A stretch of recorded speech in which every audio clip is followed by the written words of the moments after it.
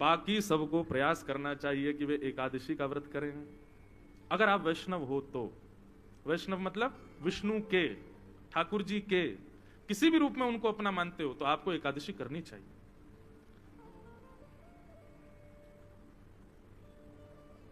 महाराष्ट्र में पंडरीनाथ भगवान, आज पंढरपुर से एक वैष्णव आए थे लोग, आप आए और पंडरीनाथ भगवान की याद भी आ गई। तो पंडरीनाथ भगवान के हमारे पूज्य नाना जी एक बात कहते थे, बोले लाला कथा में अनायास किसी का स्मरण हो तो समझना वो कथा में आए हैं।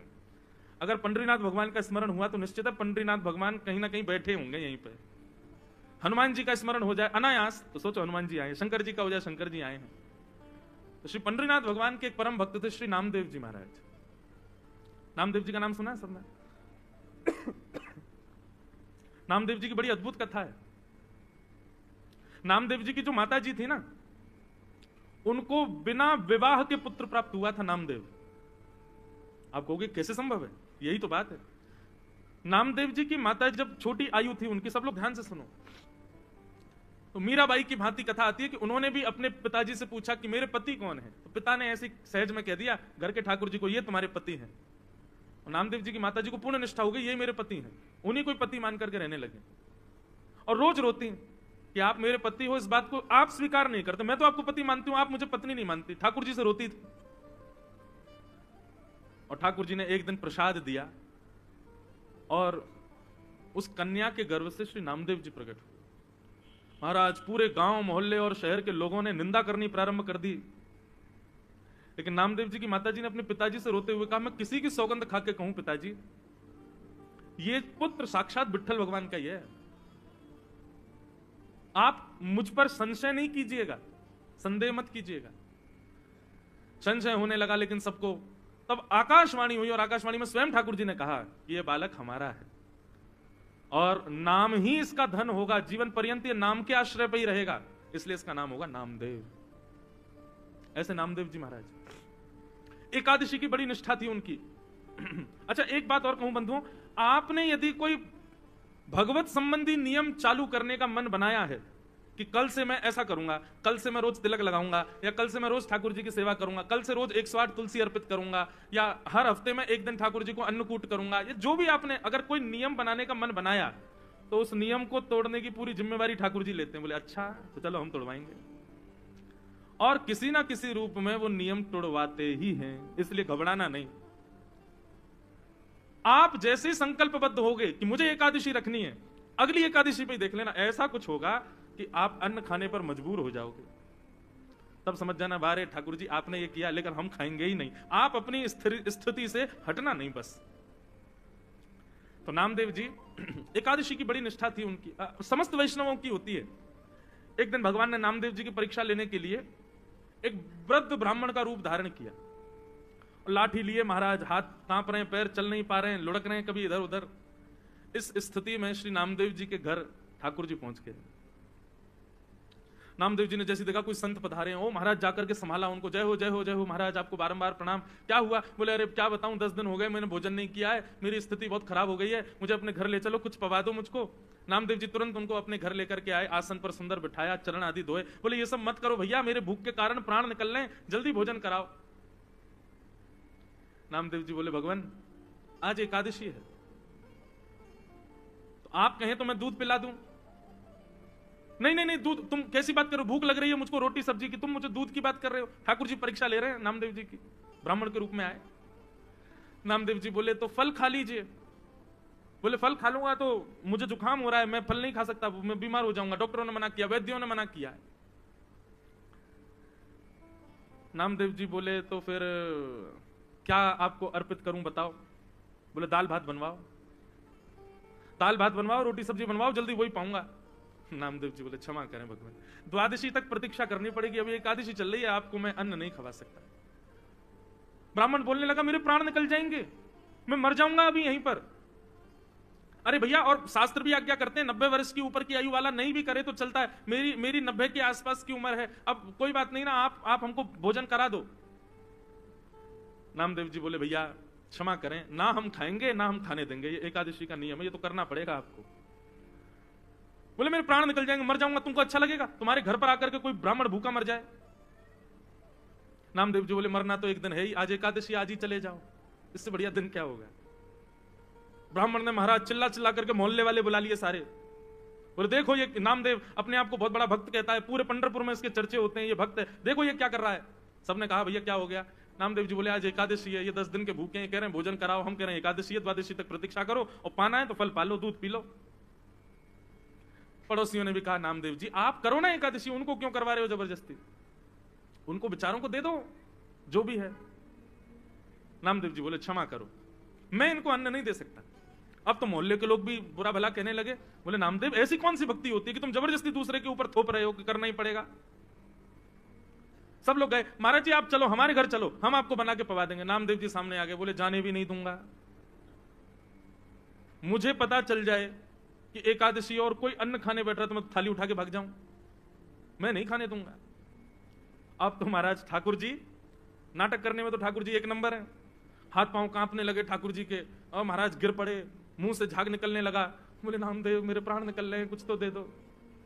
अपने बच्चों को बैठाया, बोले सुनो कीर्तन करो, ठीक है आप प्राण त्यागो, वैकुंठ में जाइए, वहां जाके ठाकुर जी से कहना वो पवाएंगे आपको।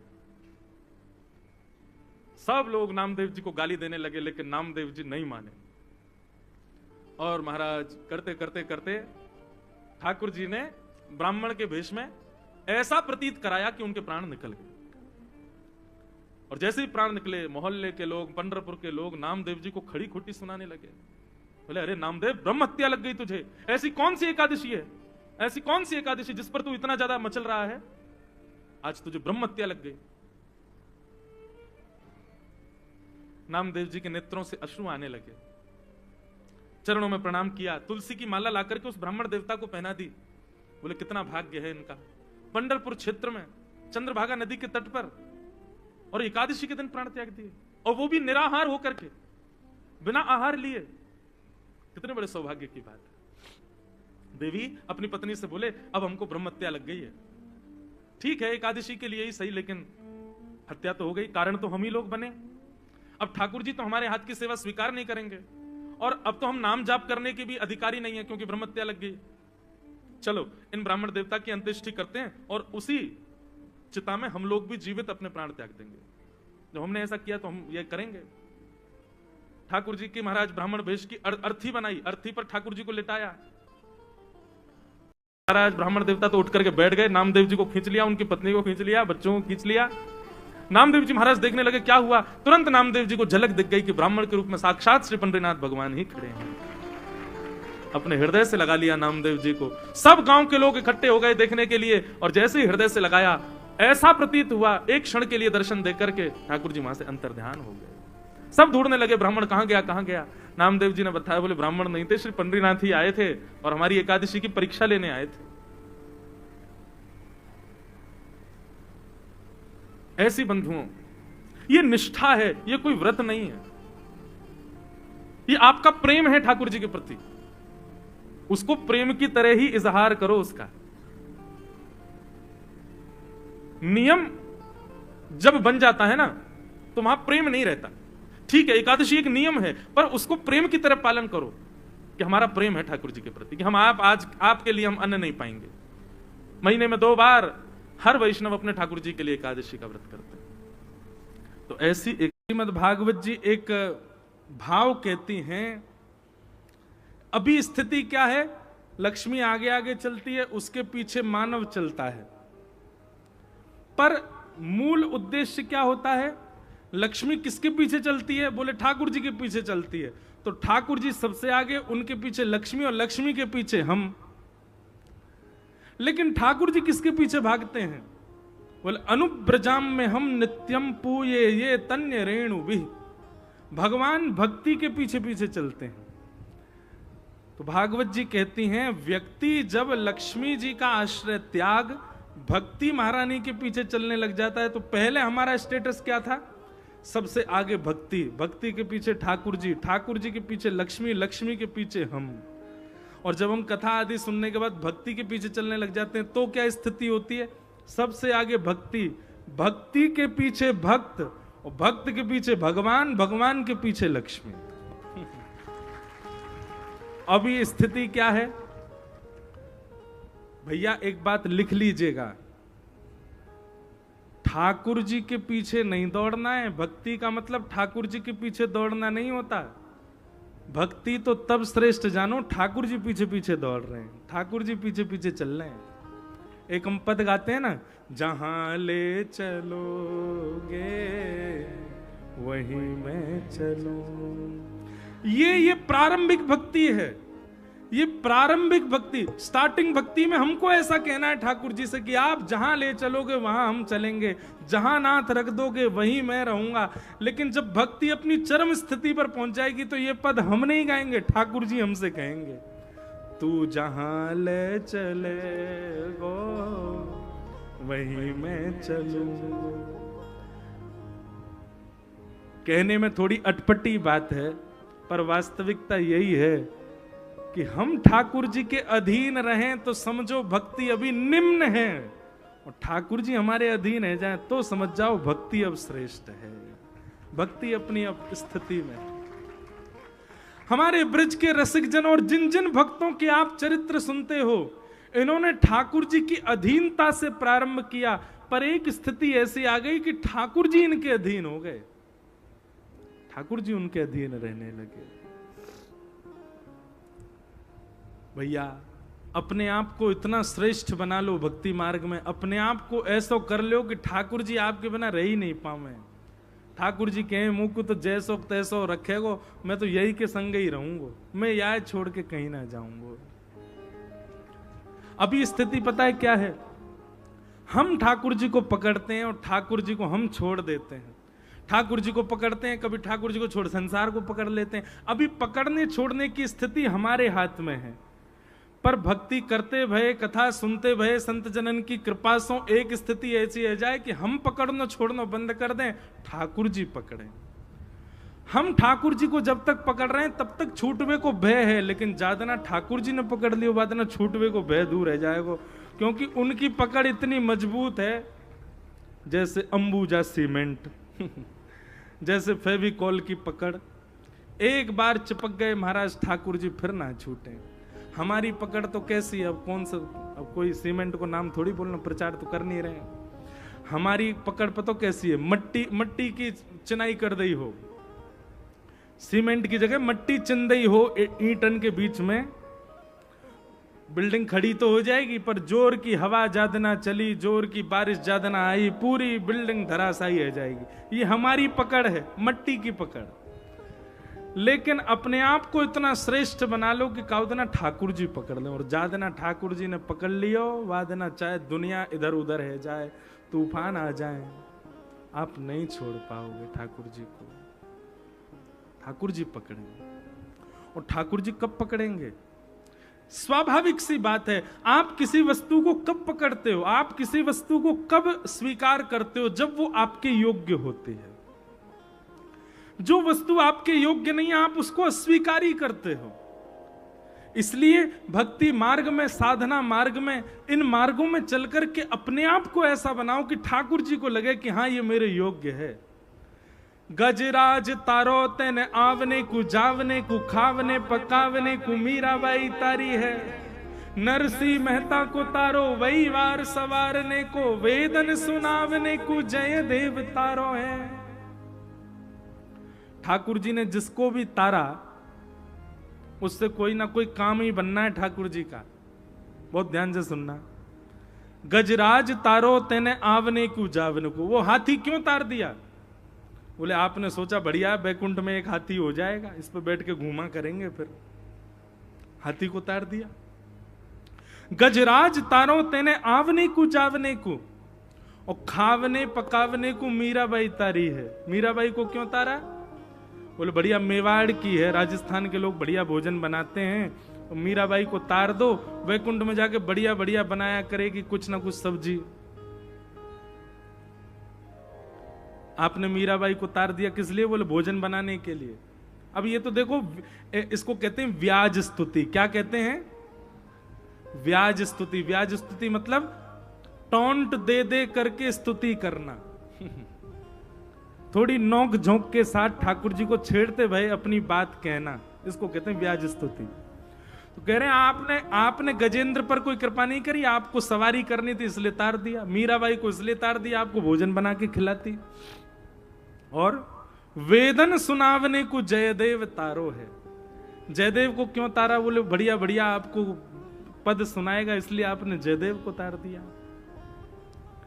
सबका नाम लेते हुए अंत में कहते हैं मैं आपके किसी काम का नहीं हूं, मुझ पे ना भोजन बनाना आता, ना मुझ पे नाचना आता, ना मुझ में कोई गुण है, ना मुझ में कोई योग्यता है, मैं तो बिल्कुल निठल्ला हूं ठाकुर जी, मुझसे कुछ नहीं आता। मोहे तारो वह मैं आपकी भलाई है, मुझे तार के दिखाओ, कुछ नहीं करूंगा, वैकुंठ में पड़ा पड़ा केवल भोजन करूंगा। अगर आपने तब भी मुझे तार दिया तो मानूंगा कि आप तारणहार हो, आप भक्त वत्सल हो, मुझे तारो। पर ये तो व्याज स्तुति थी, पर फिर भी हम ऐसे बना लेना अपने आप को कि जिससे ठाकुर जी के मन में ये बात आ जाए कि भाई हमें ये गुण है, ये लक्षण है, ये श्रेष्ठता है। अच्छा, ये भी हमारे ब्रज में ऐसी कहावत है कि ठाकुर जी देखते हैं गुण अवगुण, श्री जी नहीं देखते।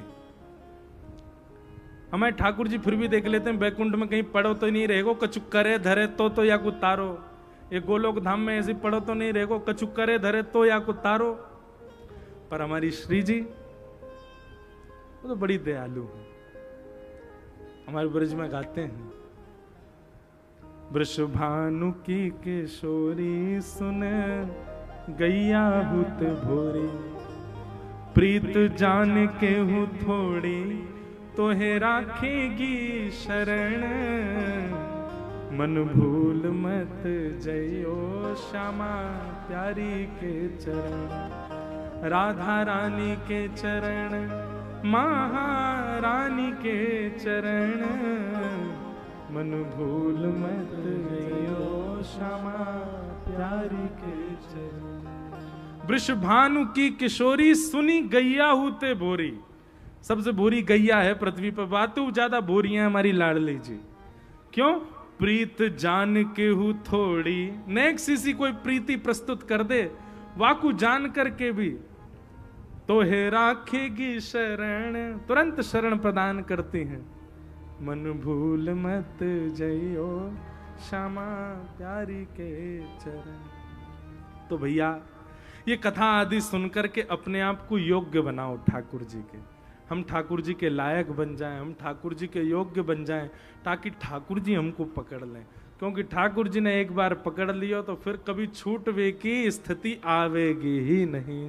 बोलो भक्त वत्सल भगवान की। इस प्रकार महात्म सुनाया गया। महात्म में आगे आत्मदेव की कथा और वहां पर गोकर्ण जी महाराज और आत्मदेव जी के दूसरे पुत्र धुंधुकारी का चरित्र सुनाया गया। उसके विशेष मूल भाव को हम कल की कथा में सत्र में सुनाएंगे। बंधुओं, हमारी कथा का एक नियम रहता है, हर कथा के विश्राम दिवस, विश्राम में वृंदावन को याद किया जाता है। और एक बात आप बिल्कुल ध्यानपूर्वक सुन लो, अभी जलंधर 6 बजे से पहले जलंधर था, अब ये वृंदावन है। अब और तो सब रोज जलंधर ही होगा, पर ये साईं दास स्कूल का जो ग्राउंड है ये तो वृंदावन ही है। कल से एक काम करके देखियो, आपसे कोई पूछे कहाँ जा रहे हो तो यूं ही कहियो वृंदावन जा रहे हैं, यूं क्यों मत कहियो साईं दास स्कूल जा रहे हैं। कहाँ कहोगे? हाँ, वृंदावन जा रहे। ओ महाराज नहीं, 7 दिना में यहीं आपको बिहारी जी के अनुभव हो जाए, यहीं आपको राधा वल्लभ जी को अनुभव हो जाए तो कहीं आओ।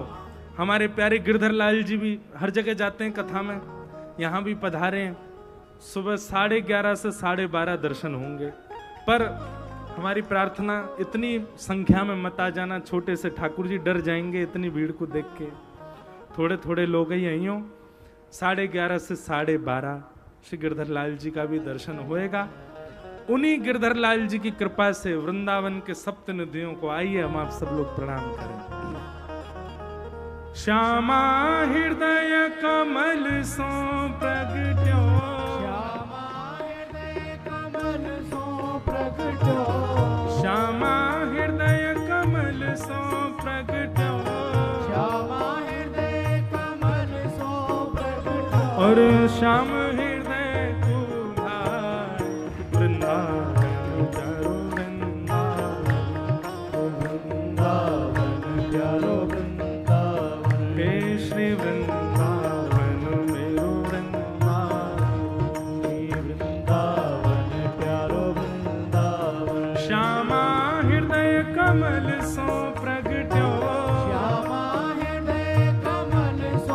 भैया, या बेचारे ब्रजवासी ब्राह्मण पर नेक दया करो, हमारे गरे को नेक सहायता दो, नेक अपने गरे के स्वर को लगाओ, साथ में भाव से गाओ। श्यामा हृदय कमल सो प्रगट्यो, और श्याम हृदय कुभा वृंदावन मेरो वृंदावन, हे श्री वृंदावन प्यारो वृंदावन,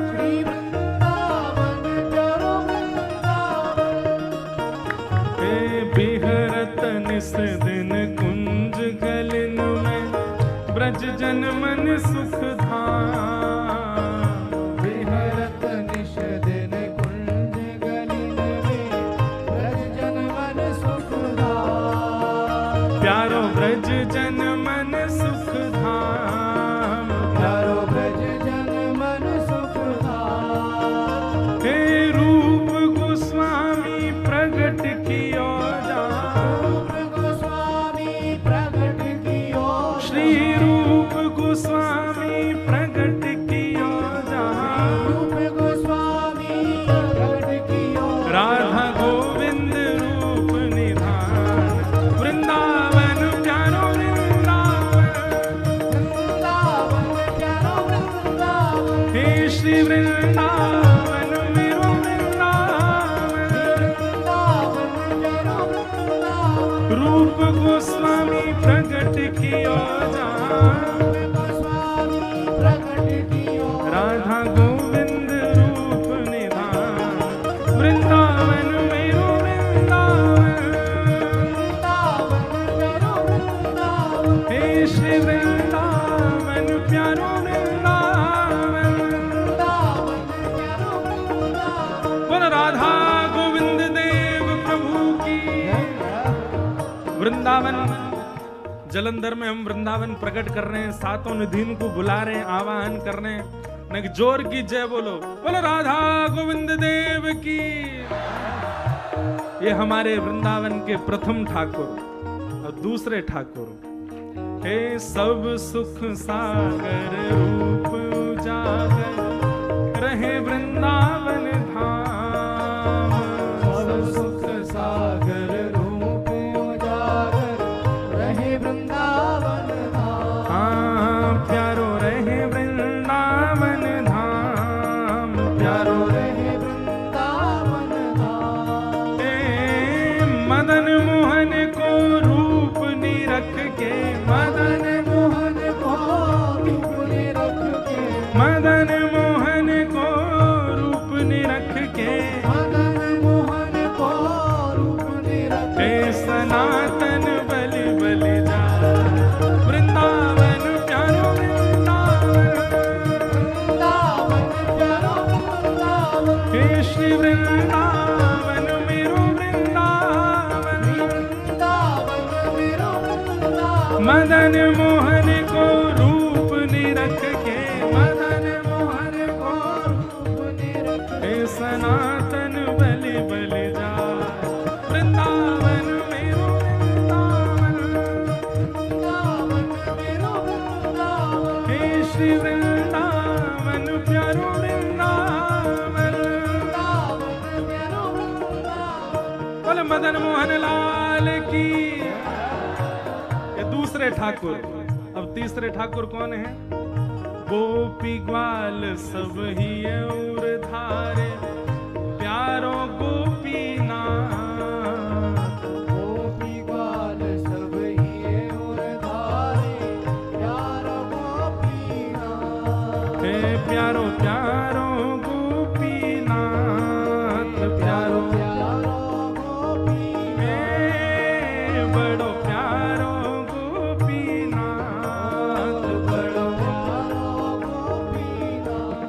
हे मधु पंडित जिन कंठ लगायो, मधु पंडित जिन कंठ लगायो, श्री मधु पंडित जिन कंठ लगायो, मधु पंडित जिन कंठ लगायो। और है रही जय जयकार, वृंदावन प्यारो वृंदावन।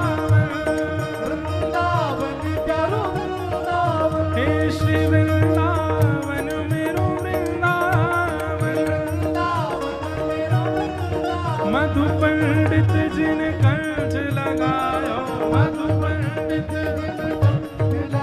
और है रही जय जयकार वृंदावन मेरो वृंदावन, हे श्री वृंदावन प्यारो वृंदावन, श्री राधा गोपीनाथ की। अब हमारे वृंदावन के सबसे सुंदर, सबसे प्यारे, सबसे निराले छोटे से ठाकुर, चौथे ठाकुर कौन हैं? श्री गोपाल भट्ट जो की हृदय वेदना प्रगट्यो शालिग्राम, गोपाल भट्ट जो की हृदय वेदना प्रगट्यो शालिग्राम, हे श्री गोपाल भट्ट जो की हृदय वेदना प्रगट्यो शालिग्राम, गोपाल भट्ट जो की हृदय वेदना प्रगट्यो। भुजा उठा के गाओ, कौन? हे रूप सुधा को खान हमारो, रूप सुधा को खान हमारो, हे रूप सुधा को खान हमारो, सुधा को खान हमारो, श्री वृंदावन में सबते प्यारो, वृंदावन में सबसे प्यारो, श्री वृंदावन में सबते न्यारो, वृंदावन जय हो। में सबसे प्यारो, श्री राधा रमण जुलाल वृंदावन प्यारो वृंदावन, वृंदावन प्यारो वृंदावन, हे श्री वृंदावन मेरो वृंदावन, वृंदावन मेरो वृंदावन, रूप सुधा को खान हमारो, रूप सुधा को खान हमारो, श्री राधा रमण जुलाल वृंदावन प्यारो वृंदावन, वृंदावन प्यारो वृंदावन, हे श्री वृंदावन मेरो वृंदावन, वृंदावन मेरो वृंदावन। बल राधा रमण लाल की।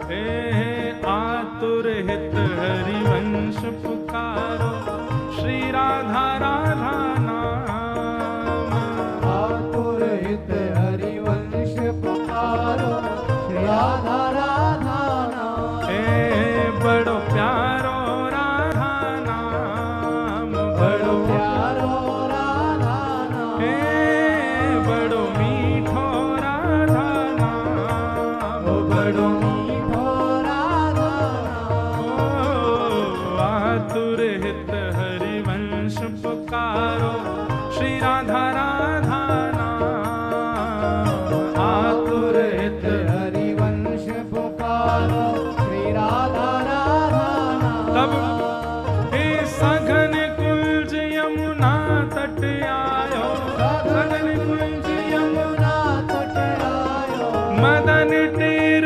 वृंदावन आयो, मदन टेर भुजा उठा के प्यारो राधा वल्लभ लाल वृंदावन प्यारो वृंदावन, वृंदावन प्यारो वृंदावन, हे श्री वृंदावन मेरो वृंदावन, वृंदावन मेरो वृंदावन, सघन कुंज यमुना तट आयो, सघन कुंज यमुना तट आयो, प्यारो राधा वल्लभ लाल वृंदावन मेरो वृंदावन, हे वृंदावन मेरो वृंदावन, हे श्री वृंदावन मेरो वृंदावन, हे वृंदावन मेरो वृंदावन। बोल राधा वल्लभ लाल की।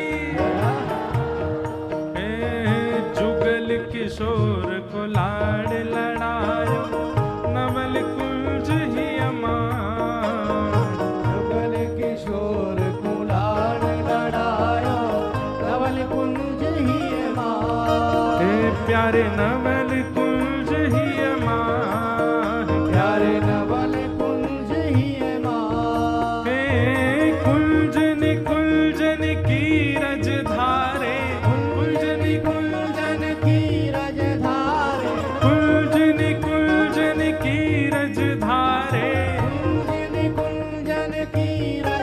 ओ हरि व्यास युगल यश गान वृंदावन प्यारो वृंदावन हे श्री वृंदावन मेरो वृंदावन कुंजन कुंजन की रजधारे ओ हरि व्यास युगल यश गान वृंदावन मेरो वृंदावन हे श्री वृंदावन प्यारो वृंदावन। अब 6 ठाकुर है गए हमारे ब्रजमंडल के, तो 7वें ठाकुर कौन है? बोले वृंदावन बिहारी लाल।